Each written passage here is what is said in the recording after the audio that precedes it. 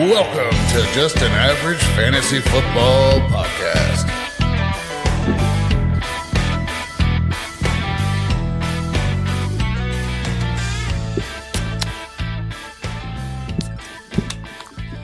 Well, welcome in to Just an Average Fantasy Football Podcast. I'm your host, Daniel Hayes, with Matt Baker. That's me. You can find us at avgffpod.com.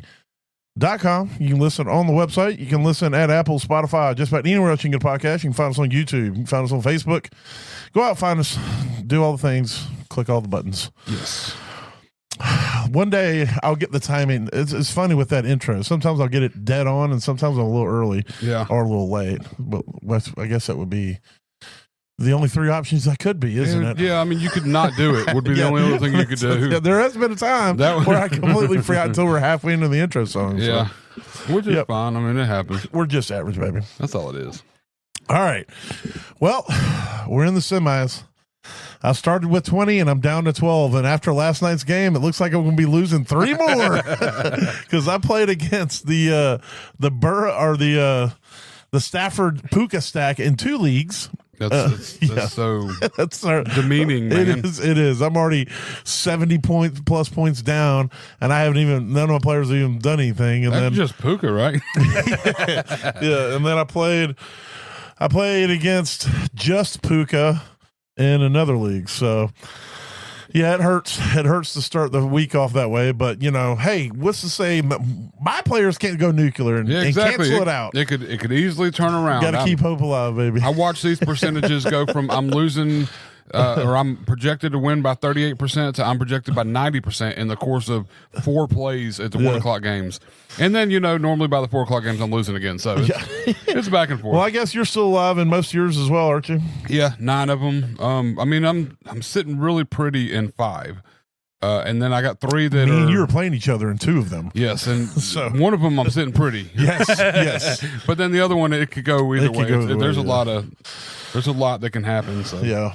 Well, yeah, it's a hell of a way to start a week. But that was an interesting game. It was way more different in the second half than it was in the first half. Yeah, it was like a completely different team out there for the Seahawks, man. Offensively, anyways, but. Yeah, when Shaheed took that kick return back, it was like, you know, before that, I was telling you earlier today, I would have bet everything I own now and am going to own in the future that the game was over. Yeah, the Rams were going to walk away with it. Yeah, they were in control of that game. Darnold was throwing interceptions. The fans were booing Darnold, booing the offense. Just the whole vibe was just like they're toasted. And it almost seemed like you said, the vibe was dead. Yeah, they were the fans weren't loud anymore. Yeah. So basically the Rams were just out there doing whatever they wanted. And then he took that punt back, and all of a sudden it's like, oh shit. Yeah. You know, then they got the 2-point conversion, so they're only down by 8 now, and it's like, okay, all right, well, we're back in it. And then their defense went out there and did a 3 and out, and the defense started shutting them down. The crowd got back into it. All of a sudden Darnold quit throwing to the Rams players. Yeah. And it was crazy. And then they had the questionable 2-point conversion call, which I get what they're saying, but the thing that is that they said whoever it is with Amazon, their announcer. Not the announcer, their rules expert. Yeah. He said that the reason they can let it go through is because the whistle hadn't blown. The whistle had blown. Yeah, I mean, before Charbonnet picked up the ball, he was just lingering into the. Yeah, he was just bent down and picked it up. I don't think the call itself is wrong. It clearly was a lateral. It was tipped, therefore it is a fumble, because the defense progressed it on the fumble into the end zone, and then it was recovered by Charbonnet. All that is valid. Yeah. The only thing that is not valid is the fact that the whistle blew prior to Charbonnet touching the ball, and the play should have been dead. The play was supposed to have been dead at that point. And so, you know, who knows what would have happened had that gone the other way. But I'll give it to them. They did what they had to do, and then they put their balls on the table in overtime when they scored that touchdown. They went for 2. They went for broke. It's like, all right, look, we should have already lost this game. We're playing with house money anyway. We're winning it or we're losing it right now. Right now, we're not going to give them the ball back. Yeah, exactly. You know, because it was like 3 or 4, maybe 2 minutes that were still on the clock somewhere. Yeah. So it's like you're going to give Stafford that with 2 timeouts. and all he's going to need is a field goal. No, we're not doing that shit. Mm-hmm. You know, and I agree with the call, and it was great. It was high drama, and all that. So it was a hell of a game. I wish I'd have had Puka. I went, 225 yards, 2 touchdowns. That's crazy work, especially since I think after the first quarter, he didn't get targeted again until almost the fourth quarter. Yeah, it was a lot of. And then, and then JSN didn't catch anything until the second half, and he goes 8 for 90. 8 for 96 and a touchdown. Yeah, he had one target the whole first half of the game, and then it was like the second play in the second half when Seahawks had the ball, it went to him, and I'm like, thank God he got a catch. Yeah, he got a catch. He didn't goose you. Yeah, exactly. That's all. I was just like, oh, thank God. Yeah, it's so bad. It's bad when you're like, please just don't goose me. Yeah, give me 3 points, and and then finishes the game. Yeah, 23 points. I mean, it was a good. It's crazy. He didn't get the touchdown until overtime, and then him and Puka both got a touchdown, which is even crazier. Yeah, absolutely. The two insane. top receivers both got a touchdown in the overtime. Yeah, no, it was absolutely crazy game, and it was definitely high octane the last quarter and overtime. Yeah, I can't remember an overtime game since the rules have changed, which I think this is only like the second season, where both teams have an opportunity to possess the ball, but where both teams scored a touchdown. Yeah, usually like it was a field goal, and then the other team scores a touchdown or whatever, or doesn't get they lose possession of the ball, get shut out, and then the game's over. So. Yeah. So that was crazy. It was definitely high drama. Stafford looking like a MVP. I did hear today though that since 2008, no MVP has come from a team other than a division winner. And right now, Seattle's winning that division. We're in the division, yeah. But I don't know how you deny Stafford this year. The way he's playing, the stats that he's put up, he's far and away above anybody else statistically at quarterback as far as yards and touchdowns and things of that nature. So, it would be hard for them to turn that way. And, I was also heard somewhere that in his entire career, Stafford's only got one MVP vote in his whole career. Really? Before the season. Which I'd have to go back and look at it. I mean, he played in an era with Brady and Breeze and Peyton. And their teams were winning and, doing and things. He was with Detroit. He was with Detroit and just dead there for so long. So his talent's always been there. It's just you need the talent and the wins. In order to get that recognition. And the only time I would think because I think maybe he 1 year with Detroit, they made the playoffs, but and I'm sure it was as a wild card, even if it happened. But I was thinking maybe that year with the Rams, they won the Super Bowl. I don't know what his stats were that year, but again, I don't know who he went up against or whatever. So but he played in a tough era with tough competition, and like you said, it wasn't on a very good team. Yeah, that's the bad part. As offensively, I mean, he was like slinging the ball 1 million yards, putting up all these touchdowns, but they weren't winning games. They had no defense, garbage can. Yeah. And he was throwing to guys like Kenny Golladay and freaking Marvin Jones Jr., except he did have Megatron for a few years. So that was, but yeah, so that's a hell of a way to kick off the semifinal weekend was that game, and driving some nails and some coffins early, it seems like. But anyway, let's roll into some news as we get ready to set it all up.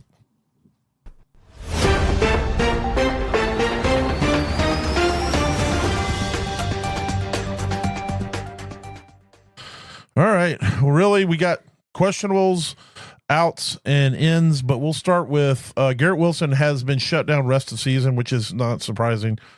I'm going to be honest with you. I feel like there's a chance Garrett Wilson gets traded in the offseason. I think so, too. They've already dumped everything else on their team. Yeah. I mean, him and Paul need to go somewhere else. Yeah, well, Brees his contract's up, so I don't foresee them franchising him, so he's probably going to walk. Garrett Wilson's I can't imagine that he's not telling his agent, I want the fuck out of here. So it's just a defunct organization right now. So it's going to be interesting how that plays out. Let's see. Devontae Adams likely out for week 17. So for all you people who've been riding him, which he had elite production in the end zone at least this year, and he's definitely helped a lot of teams. You're probably going to, hopefully you figured something out this week, because you're going to also have to figure it out next week. Well, thank goodness I get Mike Evans back on the week, right after I lose. I mean, I had a bye last week, but I mean, I lost Devonta, but got Adams. Now I get Adams or Evans. Yeah. Let's see. Josh Jacobs right now is more doubtful than questionable, according to a beat reporter with Green Bay. Now, Jacobs is a dude. If he can play, he's going to play. Yeah. He didn't. The team didn't want him to play last week, and he convinced them to let him go out there. And he was injured last week.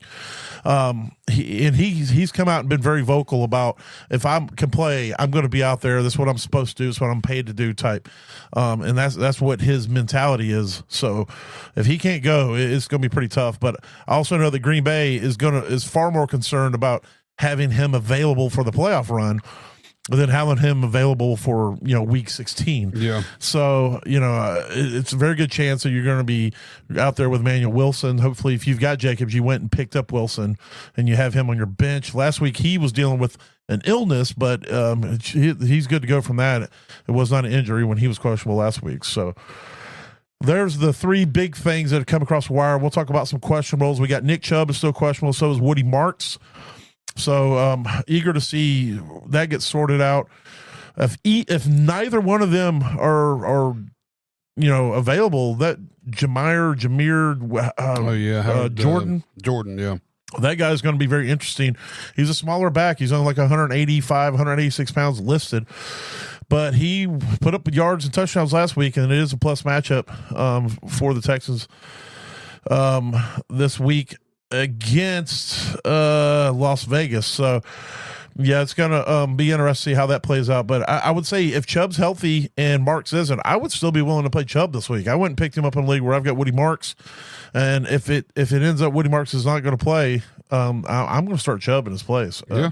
I don't expect Chubb to go break off 80-yard touchdowns, but I don't think Houston's going to have to do a lot to beat Vegas, and it's just going to be run the ball. And it could be a pound game, manage the clock, and just have Chubb out there the whole time.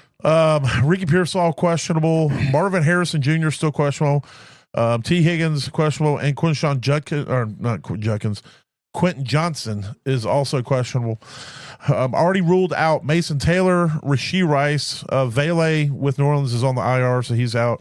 Alvin Kamara is out, and Devin Neal isn't he's already been ruled out as well. He's already been ruled out. Yeah. So you're looking at Audric Estime and Evan Hull. I don't know if you remember Evan Hull with the Colts 2 years ago. He came out as one of the top prospects in that fairly weak. That was the year of the weak draft class. But he's interesting too. He's more of a hammer and stuff. But Audric Estime is 227 pounds, so he's kind of a big dude too. Yeah. So we'll see how that goes. Bayshaw Tootin is out, and Njoku's out, which is going to open up. I mean, Fanning already he got 45% of the target share last week. Yeah. They are in a tough matchup this week against Buffalo, who is actually number 1 or 2 against tight ends. But if you're going to sit here in a schedule adjusted, I was listening to JJ Zachariason. He said in schedule adjusted, that Buffalo on average allows a 6% less target share on average to tight ends. If you're telling me that Fannin is getting close to 45% target share and he's still getting 39% target share, I'll still take that even against a tough defense. So, exactly. So I'd still be very willing to throw Fannin out there and feel confident about that. Geno Smith is in. He is starting this week, which is good for anybody who's got the Brock Bowers, because he's the best option on that team for Brock Bowers. Yes. CeeDee Lamb is in. Javonte Williams in. Alec Pierce. Kyle Pitts, senior, in case you're worried, or is it junior? Whichever one. I think it's senior, in case you're worried his kid's going to show up and play. Yeah, just in case that was an option. Mike Evans has been cleared. Dalton Kincaid has been cleared. Drake London and Darren Waller. Darren Waller was dealing with some knee issues, so he has been cleared, which he's always questionable until the end. Right. So there's the news. Is there any more injuries that you know of or heard about that I may have missed? I don't think so. The only one I don't remember you saying, did you say Rashee Rice? Yeah, he's been ruled out. Okay, yeah. Just the only one I was thinking in my head that I didn't remember hearing, but yeah. Yep. All right. Well, let's roll out of that and let's roll into some smashes. All right. Smashes of the week. So you want to kick it off? I can, I guess. All right. Who you got for quarterback? My initial smash turned out to be a baller. So we're going to go with Justin Herbert, call it a get right week. This is 5 weeks now. He's been with the broken, or 4 weeks now with the broken hand. He's been terrible out there. Yeah, but it's Dallas. He hasn't been better than, I think, wide receiver 17 in the last 5 weeks. Well, wide receiver 59, but quarterback 17 in the last 5 weeks. So I don't know why I do that. But yeah, no, I think it's Dallas. He should be able to get some yardage out of this, even with a broken hand. And I mean, it's funny watching some of the highlights and him stiff arming people with the glove on his hand, also knowing it's broken and all that. But still, hopefully he gets out there and puts up a big fantasy week for playoffs for people who do have him and have to ride with him. I mean, I don't know. Gives you a little confidence. I mean, if you're having to ride with Herbert and you made it this far, you probably got a stack roster anyway. Against Dallas, and you're playing Dallas this week, so you want to get those points. I think he's going to have a big week this week. All right. My quarterback smash is going to be Tyler Shuck versus the Jets. Shuck, the last 3 weeks has been 20 points or more. And the Jets are bleeding points right now to everybody and anybody. You just saw what Trevor Lawrence did to them last week, putting up over 40 fantasy points and absolutely annihilating them with 5 touchdowns. I don't think Shuck's going to do anything that crazy, but I think you can have a really good week out of him against the Jets. Yeah. My running back smash is Aaron Jones versus the Giants. I really feel like Aaron Jones is going to have a good week this week. I think him and Jordan Mason can both be viable, but Aaron Jones to me is the better play because he's going to be involved in the pass game. I had a brain fart. For some reason, I was thinking Cowboys, but they played Cowboys last week. I thought I wrote something down wrong. But yeah, they're playing the Giants. The Giants are terrible on defense for the most part. And I think Aaron Jones is going to go out there and have a good game. I hope so. I need that big time. Because I have him in a million places. So I need him to go out and put up 40-something to wipe out Puka's week. Oh, yeah. I mean, I'll be honest. If he can put up 25, I'd be super ecstatic. Cause I would probably shit your pants. You know what? I would wear extra pants so that we can all shit all the pants. Speaking of that, real quick, Kenneth Walker, you got to give him credit after last week when you. It's like you listened to the podcast or something. I'm talking about how he steady be shitting, and then he still did it. He just steady be shitting on my team now because I don't have him, and I'm playing against him multiple places. To me. He's the Trevor Lawrence of running backs. Oh, it's crazy. It's like there are times where you watch Kenneth Walker and you're like, holy shit, that guy's amazing. And then there are times where he gets the ball and it's like he doesn't know where to go. Yeah, he stutters side to side and looks and it's like, bro, just go fucking forward. And then he gets tackled for a 3-yard loss. Yeah, and you're like, dude, let go. Oh no, I think that's why they use Charbonnet so much because there's a 50-50 shot you get good Kenneth Walker or bad Kenneth Walker.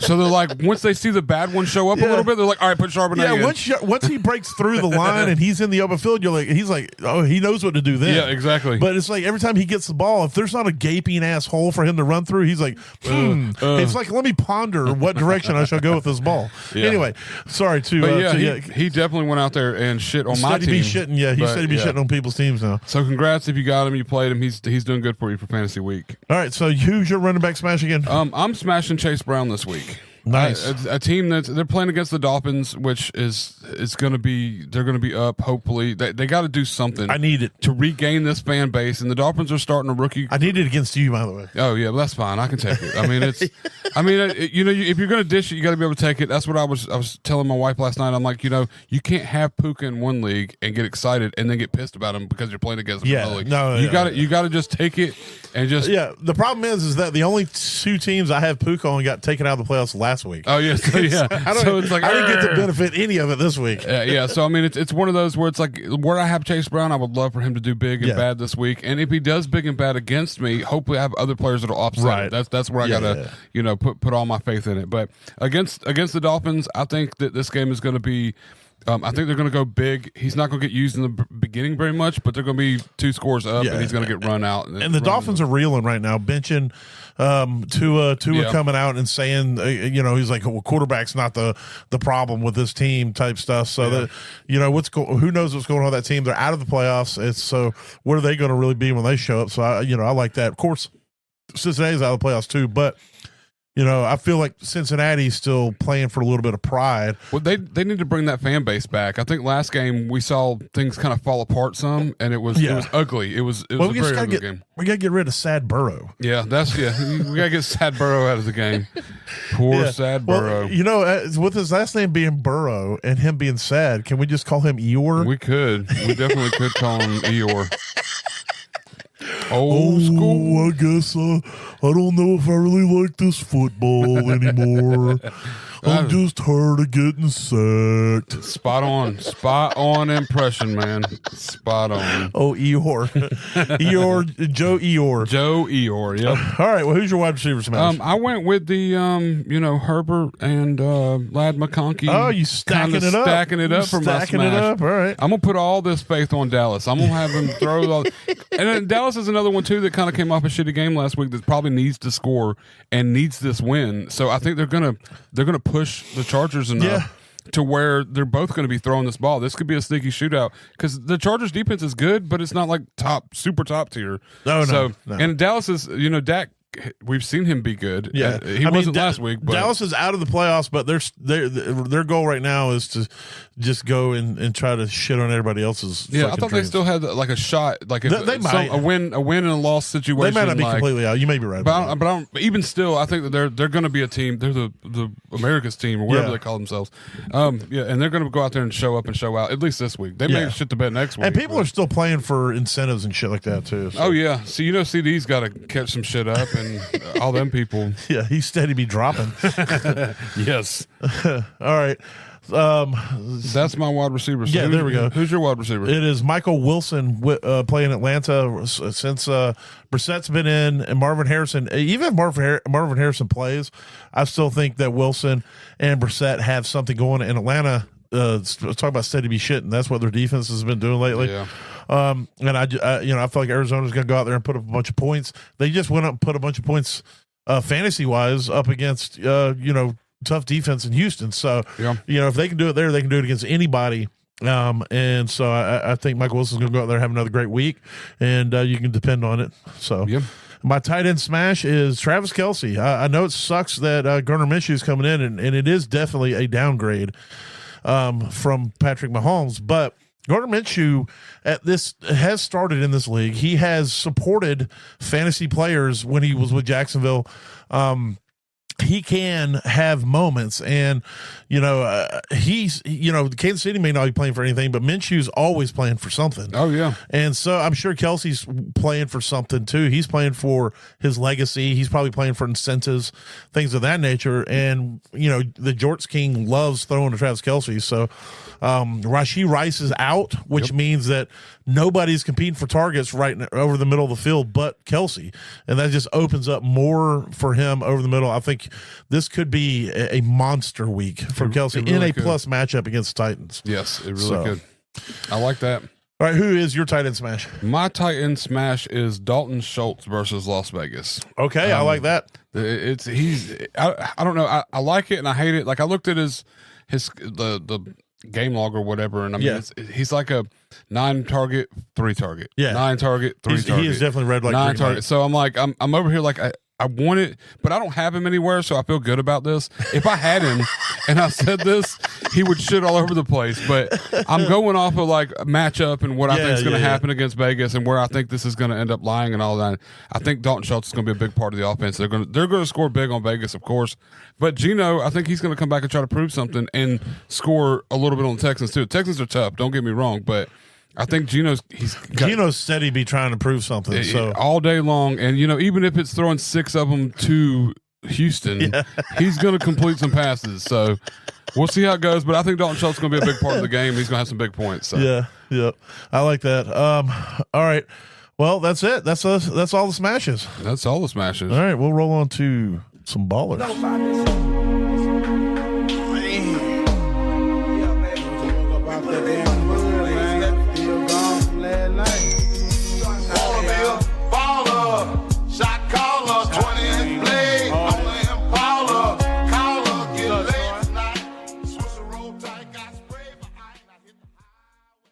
All right, ballers for week 16. So Bus put in J.J. McCarthy versus the New York Giants. Prime matchup. J.J. has been developing. It should continue. I agree with that 100%. I will be playing J.J. with confidence this week. My question is he going to throw the fucking ball to the other J.J. on the team? Because that's what I really need. I need him to realize that he has a top 2 wide receiver in the league right now on his team and get him the damn ball. Because one of the matchups I played Puka, I had benched Jefferson. because I was looking for stability in the lineup. Yeah. But now I'm looking for Now you need upside. So I put Wandell back on the bench, and I put Jefferson back in the lineup because I need him to go nuclear. So let's make that happen if we can. Maybe it'll go to the other JJ, Josh Jordan Addison. That's where I need all the points. So Or the other JJ, Jalen Naylor. or the other JJ Hawkinson, or what was the other tight end? That's Oliver. Yeah, no, it doesn't need to go to that one. Yeah, and I think his name starts with a J too. Josh Oliver. Yeah, it does. So many freaking J's. It's TJ. It's JJ Hawkinson, TJ Hawkinson, and Jordan Addison. Man, there's a lot of J's. I wonder what Jordan Addison's middle name is. Like, I legit want to know now. Like, what if it is like Joshua Addison? There'll be some fucking shit like all the JJs out there. All right, his running back baller is Amarian Hampton versus Dallas. Has struggled since coming back from the injury, but this is a spot to get right. The O-line sucks, but Hampton should still be able to run on Dallas. I don't think he struggled too much. They're splitting the ball. It's only been 1 week since he's come back. It's right? been two. It's been two. But he's literally getting 12 carries, and Vidal's getting 12 carries. So right. It's more of a split than it is. But last week it was like a little more towards Omarion. So hopefully it does work that way. But Vidal's, I'm not saying he's good, but he works with their team. He's been a good replacement for. And the Omarion. Chargers are still fighting. They're still trying. They have not clinched anything, so they're going to need to get in there. So I mean, it's going to be a good week. I have no doubt with that. Keep on the field, his wide receiver baller is DK Metcalf versus Detroit. If he can get some more targets, he's going to have a monster game. Should still be a good game with 3 or 4 targets, though. I think this will be a good game against Detroit. Detroit is a pass funnel. They shut the run down. They force you to throw the ball. So that's what they're going to go out there and do. And they're definitely going to score. So there's going to be points on both sides. Both teams are going to have to throw. So Darren Waller is the tight end baller versus Cincinnati. Multiple factors leading to this. As long as his injury doesn't hold him back, this is a prime tight end spot. Rookie quarterbacks depend on tight ends often. That's true. And Cincinnati generally bleeds points historically to the tight end, except last week when everybody was expecting it with Baltimore. When it was like Likely and Andrews, and neither one of them hardly got looked at. So hopefully we can get back on track with that this week. And rookie quarterbacks do love tight ends. They are a safety blanket. And right now, Waller is the most consistent receiver on that team when he's healthy and out there, I believe. And then he gave a bonus. If Woody Marks does not play, then I would not be afraid to play Nick Chubb, which we kind of talked about earlier with throwing Chubb out there. So I agree with that, obviously. So always throw the Chubb out there. Always.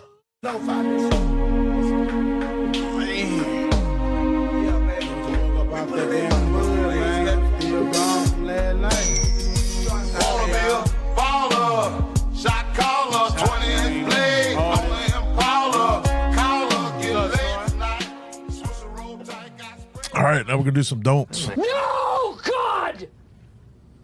No, God, please, no! No! No! No!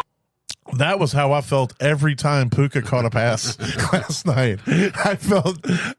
I knew in that moment exactly what Michael Scott felt in the moment that he made that scene, because it was just like a knife to my soul every time. Yeah, it was. And then the final touchdown was literally, that was me in my living room. No! The definite knife in the chest. It definitely ruined it all. All right, I only got 2 don'ts this week. And the reason is there's only 2 people.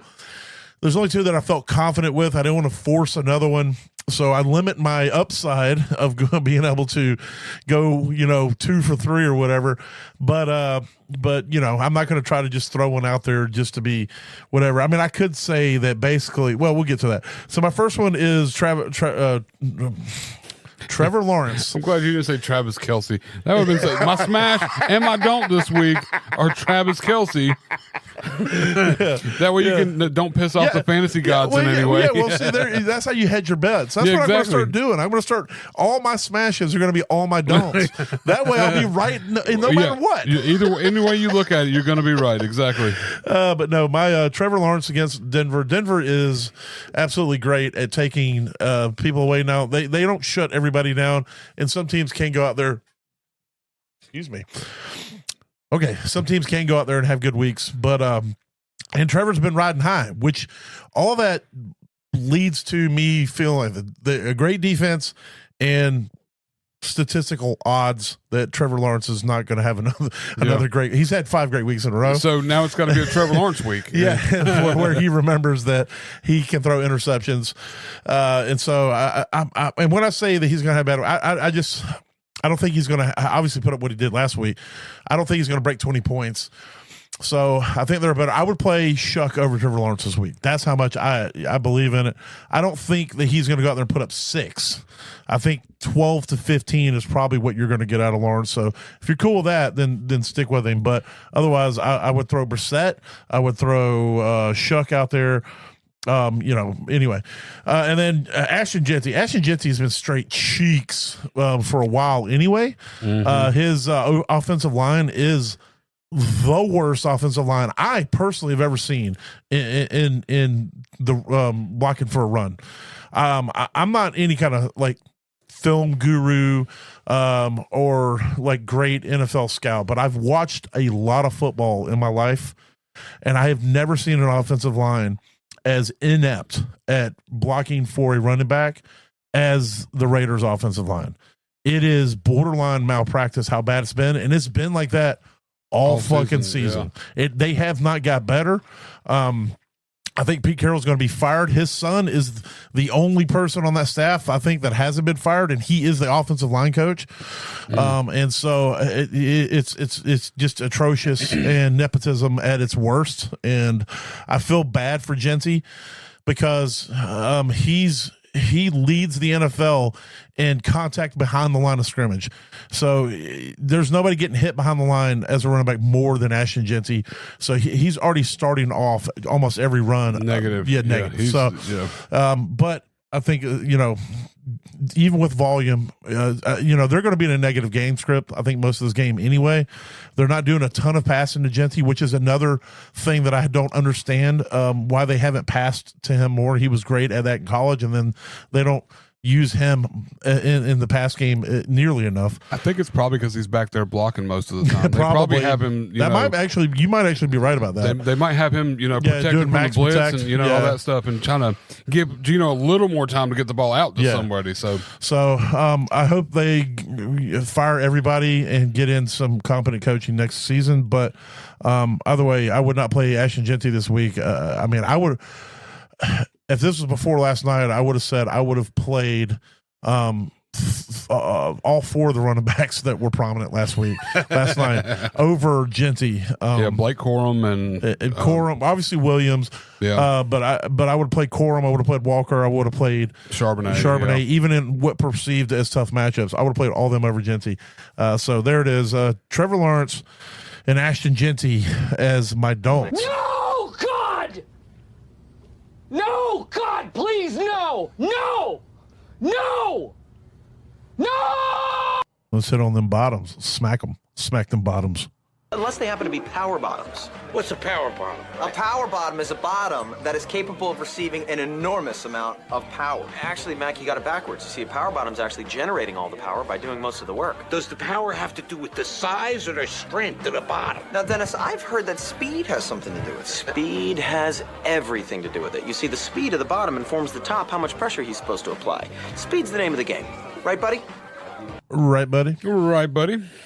So I did what we talked about last week. I went a little deeper, or a little not so deep. I went more towards the surface. Yeah, to give more viable options for a playoff run. But still names that you're probably not going to have like readily rostered. Like, yeah. And this is coming off of injury, of course. Devin Neal goes to the IR. Audric Estime. Absolutely. He's had 3 attempts and averaging Estime can carry people to the finals. This could be a big game for him too, playing against the Jets. Yeah, plus matchup. Oh yeah. Yeah. He's going to be the dude most likely. Him and Evan Hull, but I think Estime is going to get the bulk of the work. And he's definitely probably or more than likely going to get the pass catching work, if anything else. I think so. I mean, he was the pass catching back for Denver for 5 or 6 weeks when he was over there as one of the 3 backs that got all the work. Whatever week you might have not played him, because that's how it worked with Denver last year. But he's only owned in like 38% of leagues, which is still super low to me for starting back with a plus matchup when we have all these other potential injuries out here. Yeah. I mean, I would have, the second I would have heard the news with Josh Jacobs, I would have went and grabbed this guy and put him on my roster just in case they do roll Jacobs out, or, any of these other ones that you might have questions with. Wide receiver. We know that Gardner Minshew likes to throw the ball a billion miles downfield, most likely to a defender. But if he's going to get an open shot, it's going to be Worthy or it's going to be Marquise Brown. And I think Marquise Brown has probably spent a little more time practicing with Gardner Minshew. He's kind of been the second string. I think there might be a little more, Worthy's been the top receiver with him since not since Bryce has come back, but as far as like one of the main targets, and we kind of haven't heard much about Marquise Brown. He's only owned in 25% of leagues, but with Rashid Rice out, and like I said, Gardner Minshew coming in, I just taking a guess, shoot your shot. I think it could be a good game. I mean, they're playing against the Chargers. They're definitely going to be throwing Titans. the ball. I thought they're playing the Chargers. Kansas City's playing Titans. Oh, well, they're playing the Titans. I put the Chargers. Cowboys are playing the Chargers. That's right. Yeah. See, look at me. Titans. The Los Angeles Titans. No, it's You sure not that. I didn't make that list for you? You might have. You might have. But even still, I think Marquise Brown is a sneaky pick and could actually definitely in like DFS, but he's owned in 25% of leagues. Yeah. And I think with Rashid out and Gardner is kind of a combo pick here. I do think Travis Kelce's going to be the biggest beneficiary of Rice being out. Right. But I think with Minshew in there, he's going to try to put the ball downfield. We see it every game. He Yeah. did it the first time he come out there. Minshew going to throw the ball. Yeah, exactly. He going to sling it. He is a gunslinger. And the other thing about Hollywood Brown is he can take it to the house anywhere on the field. So Even if he he doesn't does, need a ton of targets to absolutely light it up for put some big points up on the board for you.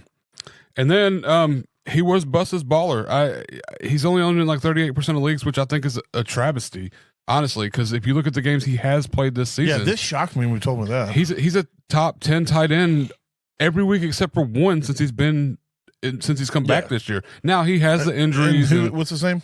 Darren Waller. Yeah, there it is. Oh yeah, I forgot to tell you who I'm talking about. Yeah, Darren Waller. And he's got a decent matchup playing against Cincinnati. I mean, Cincinnati, like we said, bleeds points to the tight end. They didn't necessarily do that last week, so they got to make it up. But they've been doing all fucking Yeah, so they got to do double this week. If you think Right. about it, the Oh, yeah. odds have to be balanced back out. You got to make it right with the fantasy god. So you want Darren Waller in your lineup, and he's barely owned. You got to get him. If he's on there, even stop somebody else from getting it. If you're starting Trey McBride and Brock Bowers, Absolutely. go grab this guy. Yeah, I mean, if your opponent is, these are things that you should have already been doing, but Yeah. you also got to look at what your opponent may or may not need, and you got to block that shit. and sometimes people don't think about tight ends in the flex as much as they think about wide receivers and running backs. But when it's got this kind of value on it, Yeah. I mean, there's a ton of wide receivers out there I would play Darren Waller over in my flex this season or this week. And so if they don't even realize, and these people that play projections, they're probably staring at their lineup going, it's fine, not even looking at what's available. So you want to grab these people, definitely put them on your roster before somebody else does and benefits from it. So Yeah, like I said, the only thing that would be scary is the rookie quarterback. But again, we talked about it a second ago. Rookie quarterbacks love tight ends. They so. love the tight end. Yep. All right. Well, there it is with the bottoms. We're going to roll from that into some key games. I should have already had this pulled up, but we'll go ahead and jam out while I do that.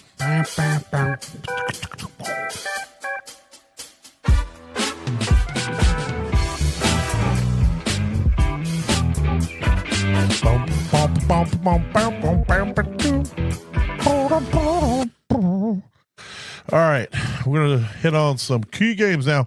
Keep in mind, we have Saturday games. We have two of them on Saturday, and we're only going to talk about one of them right here. We're going to talk about the Packers 9-4-1 at the Bears 10-4.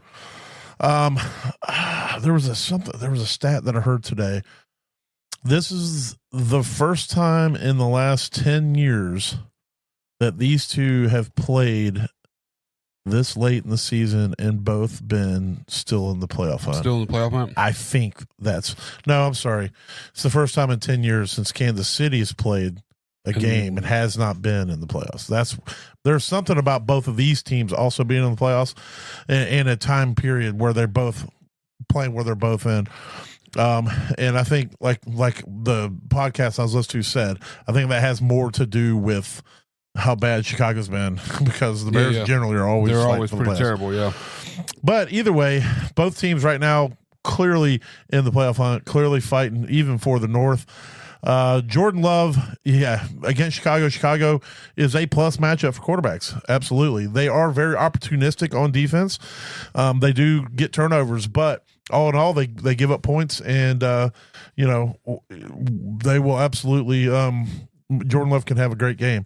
I am a little apprehensive about playing Caleb Williams, but you know, Caleb's been doing. He still seems to be able to put up points even in tough matchups. I will say that you know, well, 2 of the last 3 weeks he has not really done well. Even in the week where he's QB 16, he only put up 14 points. But so, you know, play at your own risk.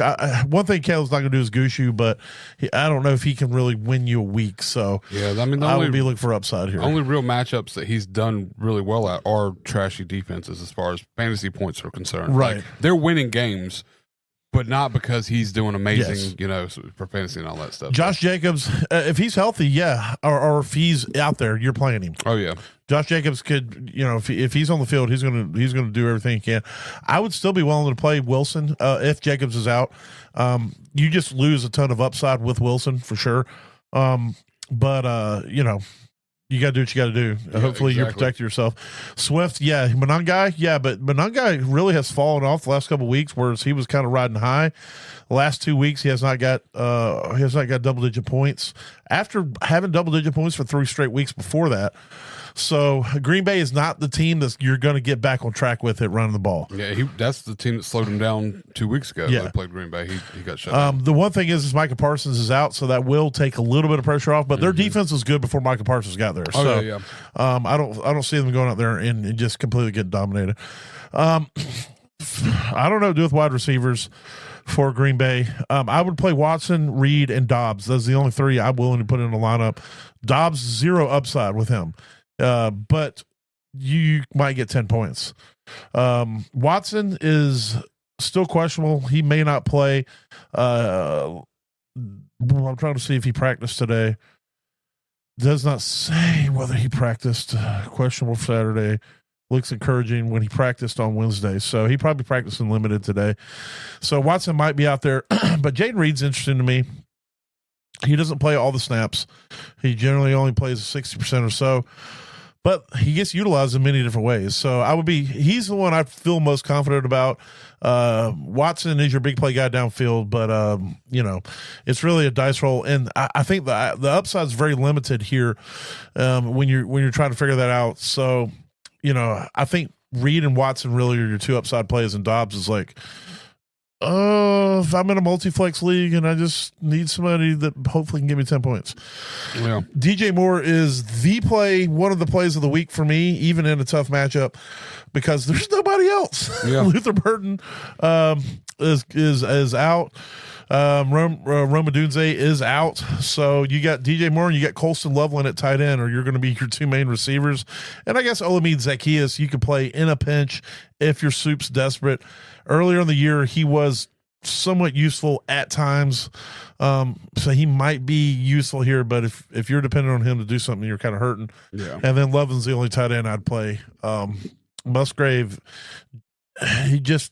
he got 6 targets, got 4 of them last week, but just doesn't get utilized the same type way that Tucker was used. So Yeah. I am not trying to use him at all. Let's see. We'll talk about this game. The Chargers are 10-4 at the Cowboys 6-7-1. And we talked a little bit earlier about Herbert. He is your smash of the week, so obviously he's in. Yes. And I think it's a good smash. It's a chance for him to get right and get some confidence as they move forward into their playoff run as well.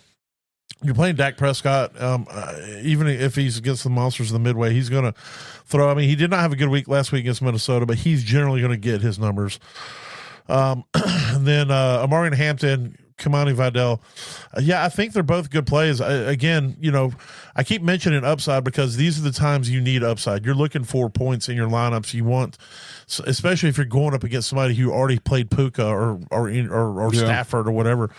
But I don't know if there's a ton of upside between these two, just because they're getting used virtually equally. Yeah, Omari's a lot more efficient with his, you know, opportunity since he's come back from the injury, over 4 yards a carry, where Vidal's still under 3 yards, but since he's taken over, he's barely been super efficient. Right. It's been mostly on the pass side or, you know, volume. You know, Right. so I don't know. I think and neither one of them are getting a ton of work in the pass game, which is a little bit surprising. Yeah, they're not really. I mean, Omarion is the play. Vidal, if you absolutely have to, I mean, you could probably put him out there for 6-8 points, and he may luck into a touchdown. I mean, he's done it this year with that. He gets it on the 8-yard line, just turns something up, and he gets in there. So I don't know. He could potentially get a touchdown for you. Yeah. If Javonte is out there, which we talked about, he's healthy. So you put him out there. He's good to go. I'm not touching anybody else on that. Ladd McConkey, I really think Ladd's going to have a good week this week. It just kind of seems, I should silence my phone. It just kind of seems whenever these guys are in these plus matchups and there's a little bit of murmurs about, oh my God, this dude sucked balls, that they finally get some usage. All of a sudden it doubles up. Because this is the time that he's most likely going to get used. The way Ladd runs his routes, the section of the field he plays, Dallas is very weak there. And so Ladd McConkey I think he's going to be able to go get 8, 9, 10 targets, 110 yards and maybe a touchdown and get you a decent week. Keenan Allen is interesting to me. If Quentin Johnson doesn't play, I think you can throw Keenan Allen out there. He had 7 targets last week, even though in a tough matchup against Kansas City, he didn't do a ton with it, but still the usage generally has been there. He's only had 1 week under 5 targets, and that was 2 weeks ago against Philly. So I think, Keenan can get you, but again, I don't think there's a ton of upside with Keenan Allen. CeeDee Lamb out, obviously. George Pickens, you're putting him out there, but man, he's been blowing assholes these last 2 weeks after being a fucking powerhouse. Yep. So it's you're going to put him out there. The usage is still there for the most part. So, I'm not touching anybody else. Gadsden, talk to me about Gadsden. How you feeling? Are you confident? He had the run and then he shit the bed for 1, 2, literally 1, 2, and then they had to buy 3, 4, and then he kind of got back on track last week. How are you feeling about putting Gadsden, even if Quentin Johnson is out? Then I'm definitely putting him in. I think that's an extra mouth that's going to get fed in this Dallas offense that's just going to bleed points to him. I mean, if they said that Johnson is playing, I'd probably be a little more hesitant unless it's like a tight end premium league or something, or like I'm in desperation in a flex play. I'd probably still throw him in because I think he's still going to get you 6-8 points, maybe. But I don't know that it's going to be 10, 12, 14, 18, 20 points. I don't foresee that, but I mean, but it could be. I'd play him over Jake Ferguson on the other side of the ball. Jake Ferguson hasn't broke double digits since like week 5, and this would be the upside play you're talking about. I think week 7. I'm sorry. I think that Rondé Gadsden is an upside play this week. Like if he can get you 15 points, or he's going to get you 5. So I mean, if you need to offset projections and you need to put somebody in that can definitely outscore it and has the matchup to do it, I think Rondé Gadsden's a good one to put in. All right. Well, we're going to skip all the way to the 4:00 games, and we're going to talk about the Jaguars 10-4 playing the Broncos 12-2. The Jaguars have been smoking hot here the last few weeks. In the last we'll say the last 5 weeks, Lawrence has been QB 11, 7, 5, 13, and then the QB 1 last week. So he's been a QB 1 4 out of the last 5 and just outside the top 12 last week. But he has been very viable in all of those games. But again, I think this is going to be a down week for him. I think Denver is going to shut him down, and I think it's a statistically probable time that Trevor Lawrence is going to shit the bed. Bo Nix against a plus matchup. This dude, he was QB2 last week, but I will say he hadn't really dominated it since week 7 and 8 before that. But I think with Jacksonville, they're going to hopefully in the first half keep it close enough that Bo Nix will stay in it. This could be this is a potential shootout game, and if it does turn into a shootout game, then I think Trevor will probably have a good game. But I think he's gonna throw like 2 picks at least this game. Not Dallas. Denver's so tough for me to figure out because you watch some games and their offense just looks super shaky and super high schoolish, and then like last week you watched them against Green Bay, a super tough defense, and they looked amazing. So I don't know. It's hard for me to super figure out Denver's offense. Yeah. And that's part of the Bo Nix. I mean, well, they don't have any dominant run game. Is one of the problems. You look at earlier in the year when you had J.K. Dobbins, who was consistent. I won't say dominant, but he was a consistent runner of the football, and they could depend on him to do what running backs do and whatever. And since he's gone out, they've been really trying to find their footing in the run game. Yeah. And without that as a foundation, it's been real hard. And whatnot. But it's like they also don't have a consistent second receiver on that team. Yeah, they don't. I mean, Evan Ingram has been buns. They got 1 week it's Troy Franklin. 1 week it's Cortland Sutton. Next week, Mims. It's like there's no Marvin Pat Surtain, or not Pat Surtain. Bryant. Yeah, there you go. That would be awesome if they moved Surtain to the other side of the ball, though. That would be insane. He would destroy people. He would tackle them and then jump up and catch the ball. Like it would be insane. But yeah, I'd be willing to throw Harvey out there. I'm not touching any of the running backs. Etienne is money in the bank, so he's out there. Jacoby Myers, yeah, but again, I don't think it's I don't feel any upside even with Brian Thomas on any of the wide receivers. But Brian Thomas and Jacoby Myers are the only two I'm willing to put out there. Cortland Sutton is the only one on the other side I'm willing to play with any sort of confidence, even in what's perceived to be a plus matchup. Are you, as the master of the bottoms, do you feel any of the other wide receivers for Denver, can you garner any confidence in that? Not. I mean, I would feel better with Troy Franklin than any of them. Like if you told me, like, gun to my head, you got to put somebody in that's definitely going to get you points and might have a touchdown. Like last week, I mean, last week he went 6 for 6 for 86 and a touchdown against a really tough defense. But he's getting 4, 3, and before then was 8, 9, 10. He gets the targets. So, I mean, I will feel more confident in playing him if I needed a floor than I would any of the other ones. But it's still not. I still don't feel good about it, if that makes sense. It's more of a, this is who I'm going to put in kind of deal. Gotcha. Brenton Strange has been absolute cheeks these last 2 weeks. Denver, this is the one area they can give you up points. I still would, man, I'd play Waller with a rookie quarterback over Strange this week in a heartbeat. And obviously I'm not playing Ingram because he has been absolute doo-doo. I mean, they don't even play got 2 Ingram. points in the last 2 weeks. Yeah, I was going to say, they don't even use their joker. I mean. Yeah, that fucking joker. The Steelers are 8-6 against the Lions, 8-6. Aaron Rodgers versus Jared Goff. I mean, I'm willing to play either one of these quarterbacks in a pinch. I don't know if I play Aaron Rodgers over Trevor Lawrence this week, but I would play Goff over Trevor this week. I don't know. Detroit is a plus matchup for the past game. It's just that it's on the road, and Aaron Rodgers, even in plus matchups this season, has not really, it hasn't lit up the scoreboard. Yeah, it hasn't been super great.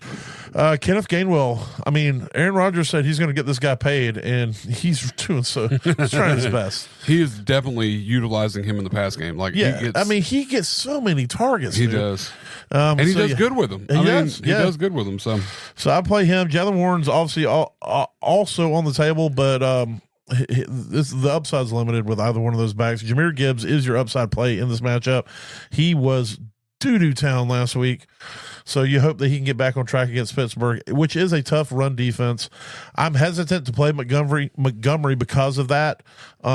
So I don't know. How you feeling about Montgomery this week? I have to play him in one of my leagues. I've been digging so deep trying to figure out a pivot, and I just I got Nick Chubb. Not a lot there. I got Woody Marks that I'm playing over him right now. If if Marks is out, then I have to choose between Chubb if he's in, or David Montgomery. And I'm probably going to play Chubb. I would play Chubb. And I would play Chubb on opportunity more so than anything. I mean, because Monty's not getting you any points if you don't get a touchdown. Yeah. I mean, that's been that way most of the season. He's had 1 week that wasn't super touchdown dependent as far as his point scores goes. 2 weeks, excuse me. Yeah. But outside of that, it's like, I mean, they've kind of shifted. They haven't shifted away from him, but they just haven't needed him, I guess, would be the terminology. There's so many teams in the league now that have these two backs. Yeah. You know, Seattle's running two. Yeah. Steelers Carolina running two. now is running two. Yeah, Carolina's running Yeah. two. It's so crazy. It's making it so difficult for fantasy. It is. Because they're splitting these points up so broadly, and Yeah. you can't call the week. So, like, you got Jaylen Warren, and you're playing against Kenneth Gainwell. It's Warren's week this week. It's Gainwell's week next week. You know, the other thing it does too is it limits. It's like the tight ends. If you don't have McBride, if you don't have Bowers, and if you don't have Kelsey, Kittle.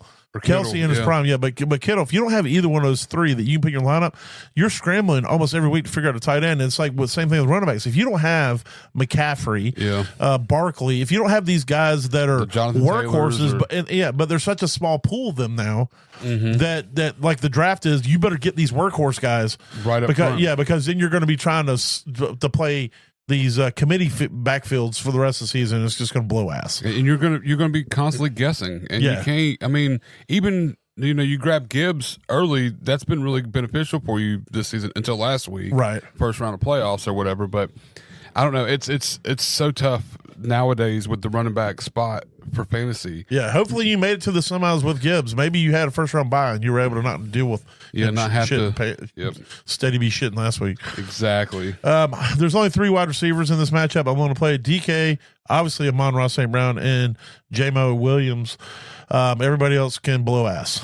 They do. And there's 0 tight ends. Yeah, I'm not 0 tight ends. I'm not touching I'm not any of these tight ends with anything. Get the fuck up out of my face. Yeah, no, this is the worst. All right, let's go to the Sunday night game. It should be a good one. The Patriots are 11-3 against the Ravens that are 7-7. The Ravens are fighting for their playoff lives right now, tooth and nail. Yeah, and they're still not gelling on offense. They were a little bit better last week, but they're still off. Lamar is still off, and so we'll see how that goes. But and that was against Cincinnati too, so take that with what it's worth. Absolutely.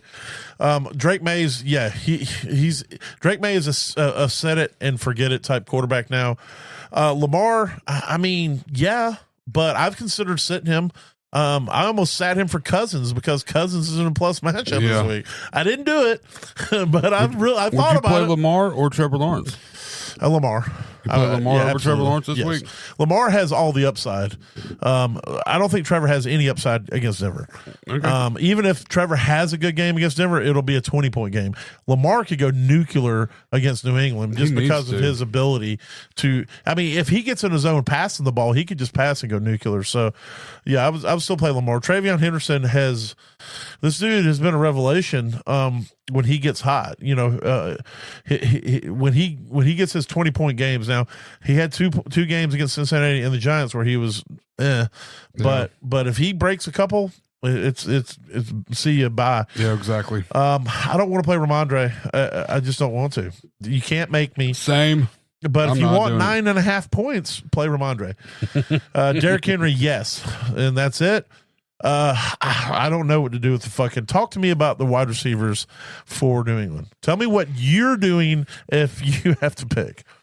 Booty's the only one that I feel confident in playing, and he had a bad week last week and 2 weeks. I don't know. Even still, I think it's more because I like saying I got Booty in my lineup. So I don't. None of them are consistent. Yeah, no. And last week.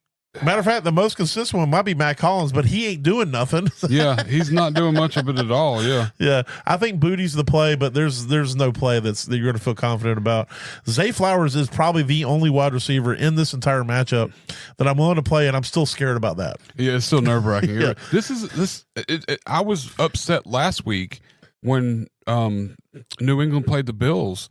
How shittily all the players. I mean, it's crazy to me that they've been so good, New England, and Drake May's been so good, and there's no wide receiver that's dominating for them. Like, how the fuck? It's like some weeks Hunter Henry is the play, other weeks it's freaking Booty is the play. Other weeks it's. Even when Cam had all those shitty receivers that year that they won 15-1, Ted Ginn still looked good. He was like, you can look at it and say, oh, yeah, Ted Ginn's balling. Yeah, he's There's the guy. no balling receiver on this fucking team. There isn't. Diggs has been middle of the road, just mediocre. I mean, he's wide receiver 29 on the year. Yeah, he's been the best season wise. I mean, And right now he's sitting with 731 receiving yards and 3 touchdowns.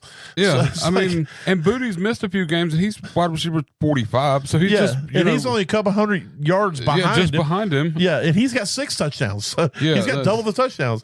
It's astounding to me that Drake May has had a borderline MVP type season at quarterback. And there's even the tight end, even Hunter Henry's had a good year, but it's not dominant. It's not a Kelsey. 628 yards. Yeah, there's no receiving 1,000. and 5 They're not going to have touchdowns. any 1,000-yard receiver unless Diggs goes nuclear these last 3 games. How many receiving yards does Henderson have? Yeah, I mean, He's only got 212. Yeah. It just feels like it's been more than that. It's but just crazy to me how I don't know good where the they- passing yards are going. That's then. what I'm trying to figure out. I mean, are they just? I mean, Ramondre's got 374. I don't really know where all the passing yards are going. Yeah, Drake May has 241. passed for 3,567 yards. I have no idea. To To who? Yeah, it's so many people. That doesn't make any sense. Mathematically, it does not seem like it makes any fucking sense. Kyle Williams has 143 yards. There's 600 to Henry, so you're looking at Matt Collins is got 500 and something. yeah. So I mean, they must have He's people got on the team. 481. Yeah. They must have people on the team that they don't have on the roster.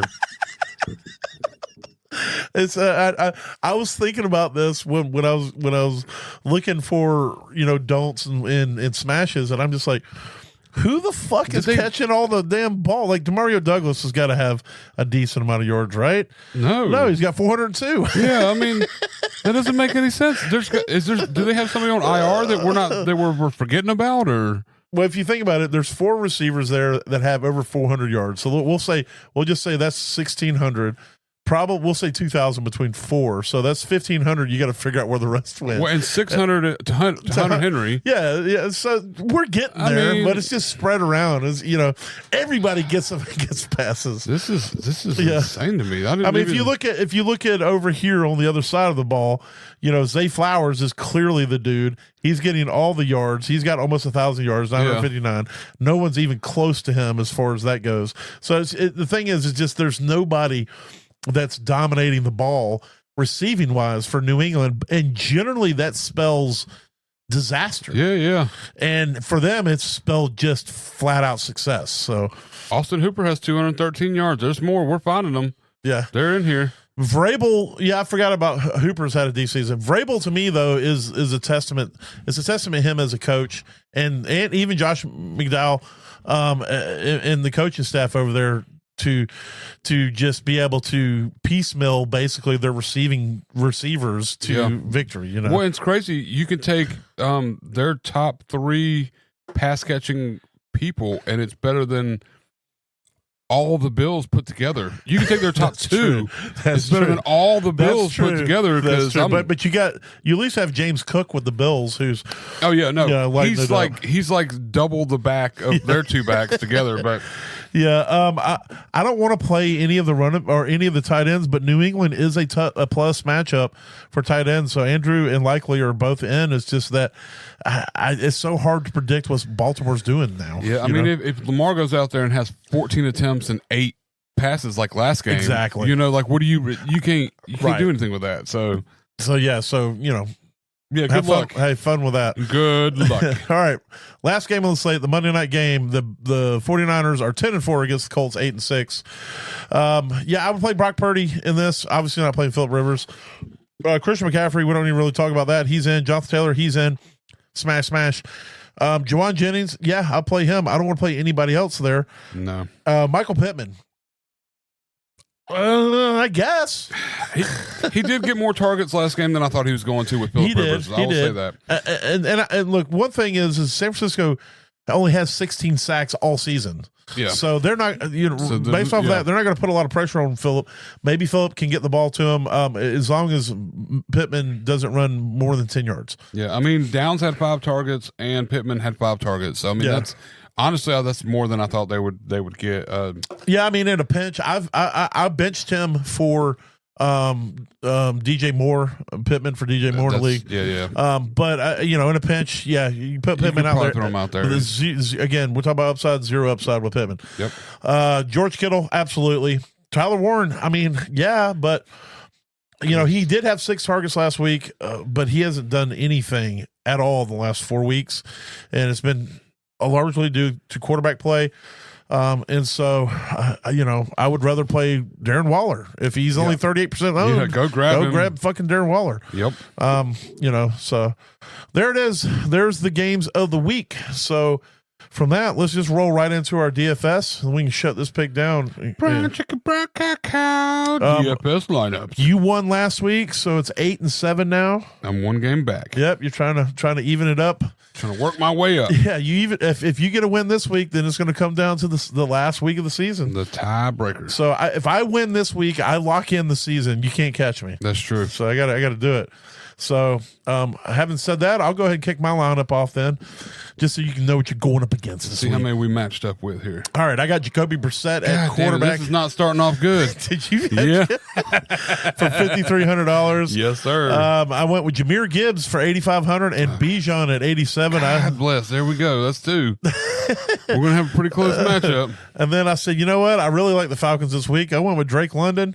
And then we talked about Michael Wilson. I stacked him with Brissett to get that stack in there. And then I went with this is hopes that Quentin Johnson doesn't play. But I went with, I think it's Trey Harris. I was trying to click on his thing, but it wouldn't come up. But Trey Harris with the Chargers. Yeah, with the Chargers. That's cheap play. Yeah, Trey Harris. Yeah, he was like, only $3,300. Yeah, that's pretty cheap. Yeah. And so I hope he can get out there and get some play. He was a highly touted rookie coming out and hasn't really done anything. So hopefully, if Quentin Johnson, I just need him to catch a couple passes, man. Oh, yeah. I went with Theo Johnson at tight end at $3,700. And then I because I ran out of money, I went with the best option at $4,400 I could get. It was Xavier Worthy.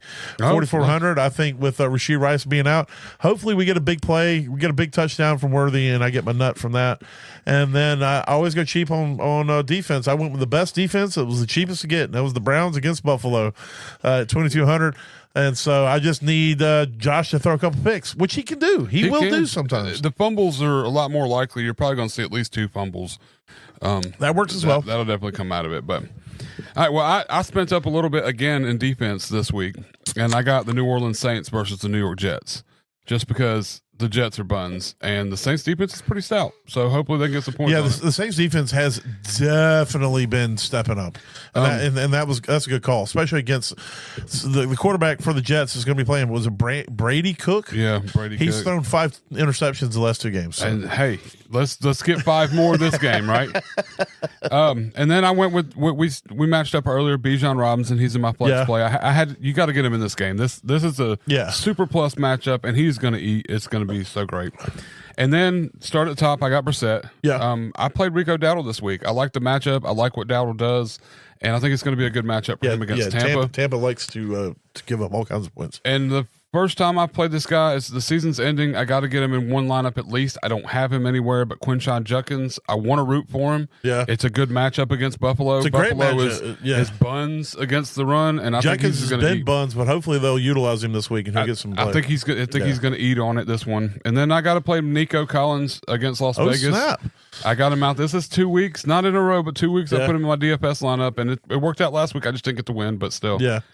And then I got Dawson Knox in my tight end spot, 3,300. He's been utilized the last 2 weeks. He's been the top receiver the last 2 weeks for Buffalo. For Buffalo, and I think they're kind of bringing him more into it, which is good because he used to be good before they got Kincaid, and then Kincaid was good, and then he got injured, and then it just hasn't all worked out. He's played with yet, Josh Allen since Josh Allen's rookie year. There's definitely a vibe there. They're bros. So, they're definite bros. And then my cheap play of the week is his name is Kevin Austin for the Saints. Who's that guy?